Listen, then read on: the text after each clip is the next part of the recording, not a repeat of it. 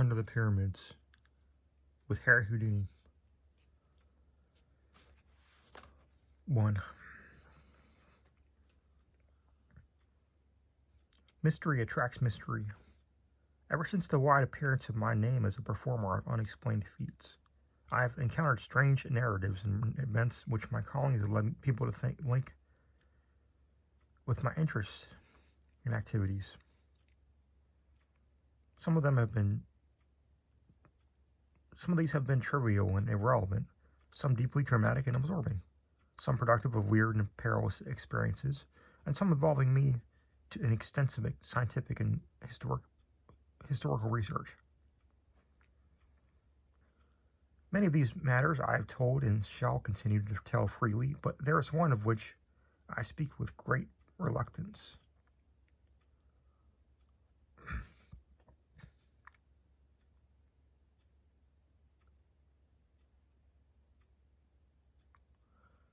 In which I am now relating only after a session of grilling persuasion from publishers of this magazine, who have heard vague rumors of it from other members of my family.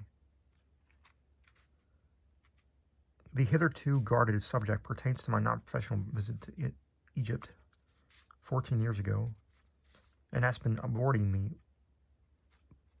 by me for several reasons. For one thing, I am averse to exploiting certain unmistakably actual facts and conditions obviously unknown by the myriad tourists who throng about the pyramids and apparently created with much diligence by the authorities at Cairo, who cannot be wholly ignorant of them. For another thing, I dislike to recount an incident from which my own fantastic imagination must have played so great a part.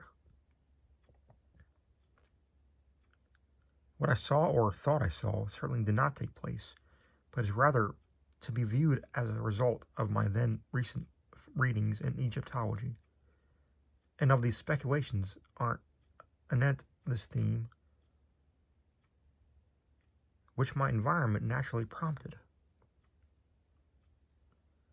These imaginative stimuli, magnified by the excitement of an actual event terrible enough in itself, undoubtedly gave rise to the culminating horror of that grotesque night so long past. In January 1910, I had finished a professional engagement in England and signed a contract for a tour of Australian theaters, a liberal time being allowed for the trip. I determined to make the most of it in the sort of travel that was chiefly interested me, so accompanied by my wife, and I drifted pleasantly down the continent and embarked at Marseille on the P&O steamer Malawa.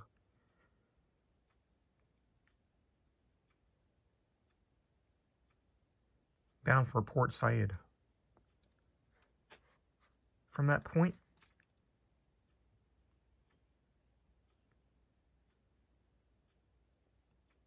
I proposed to visit the principal historical localities of Lower Egypt before leaving finally for Australia. The voyage was an agreeable one and enlivened by many of the amusing incidents which befall a magic performer apart from his work. I intended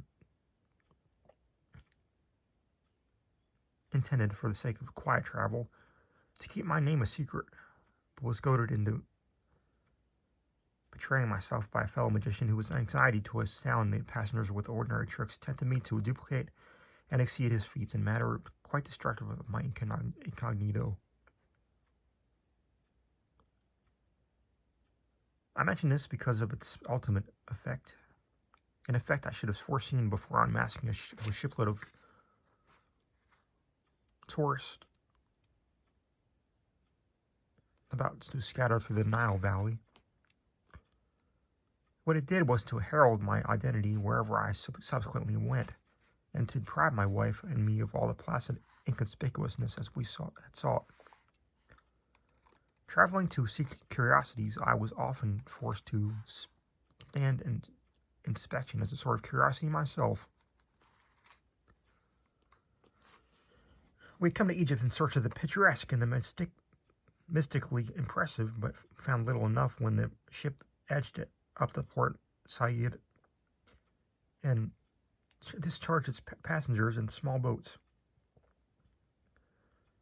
Low dunes of sand bobbing buoys in shallow water, and drearily European small town with nothing of interest save the great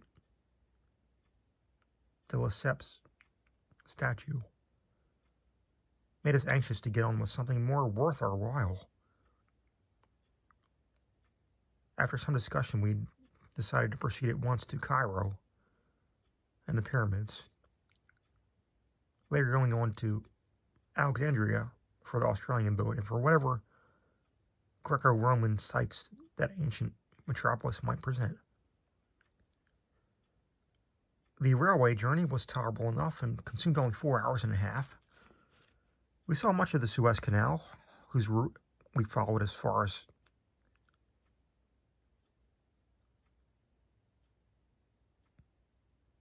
Ismailia,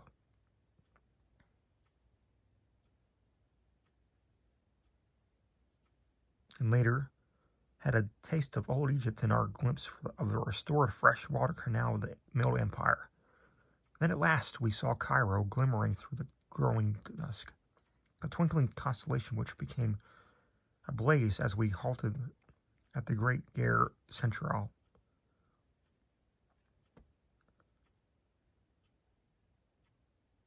But once more disappointment awaited us, for all that we beheld was European save the costumes and the crowds.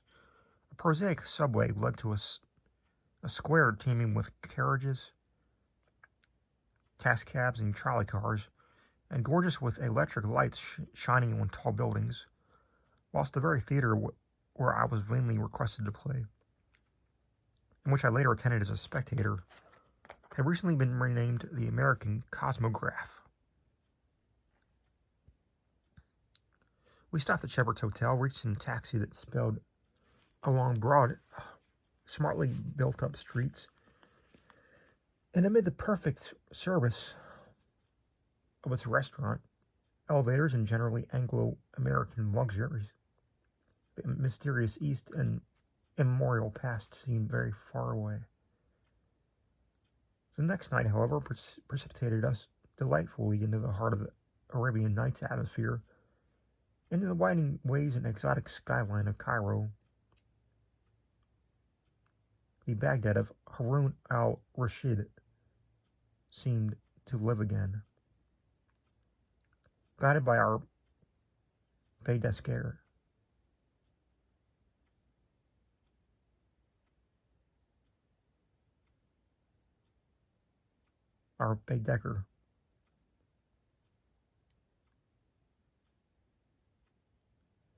we had struck east past the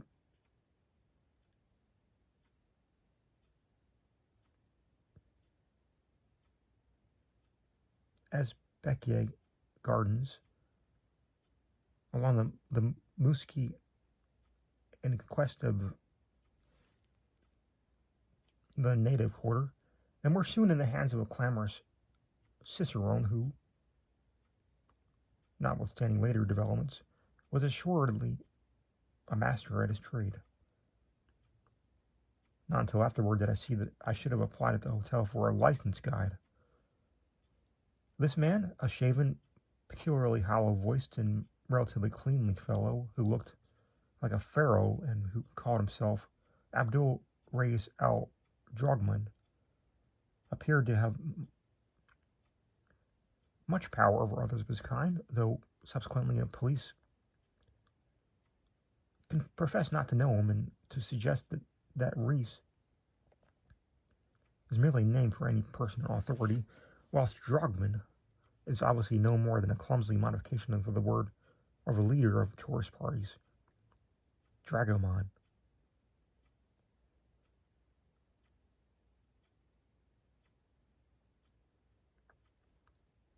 Abdul led us among such wonders as we had before read and dreamed of.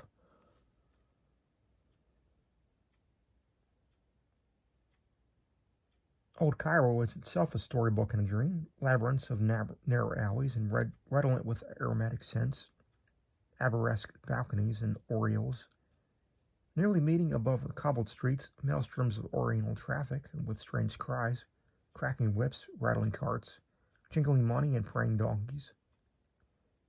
Kaleidoscopes of polychrome robes, veils, turbans, and tarbushes, water carriers and dervishes, dogs and cats, soothsayers and barbers, and over all the whining of blind bakers crouched in alcoves, and the sonorous chanting of muezzins from minarets limned delicately against a sky of deep, unchanging blue.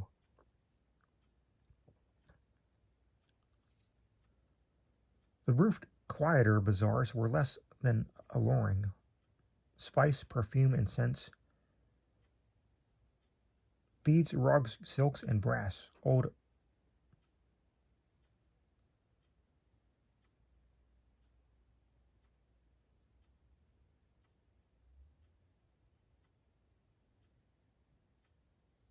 Mahmoud Solomon squats cross-legged amidst its gummy bottles while chanting. Chattering youths pulverize mustard in the hollowed-out capital of an ancient classic column. A Roman Corinthian, perhaps from neighboring Heliopolis, where Augustus stationed one of his 3 Egyptian legions. Antiquity begins to mingle with exoticism. And then the mosques and museum, we saw them all. I tried not to let our Arabian rebels succumb to the darker charm of pharaonic Egypt, which the museum's priceless treasures offered. That was to be our climax, and for the present we concentrated on the medieval Saracenic glories of the caliphs, whose magnificent tomb mosques form a glittery fairy necropolis on the edge of the Arabian desert. At length, Abdul took us along the Sharia Muhammad Ali to the ancient mosques of Sultan Hassan, and the tower flanked Bab el-Azeb, beyond which climbs the steep wall path to the mighty citadel that Saladin himself built with the stones of forgotten pyramids. It was sunset when we scaled that cliff, circled the modern mosque of Muhammad Ali, and looked down from the dizzying parapet over mystic Cairo. Mystic Cairo, all golden with its carven domes, its ethereal minarets, its flaming gardens. Far over the city towered the great Roman dome of the new museum, and beyond it, across the cryptic yellow Nile that is the mother of eons and dynasties, lurked the menacing sands of the Libyan desert, undulant and iridescent and evil with older arcana. The red sun sank low, bringing the relentless chill of Egyptian dusk, and as it stood poised on the world's rim like the ancient god of Heliopolis, Ray Harakite, the horizon sun, we saw silhouetted against its vermeil holocaust the black outlines of the pyramids of Giza.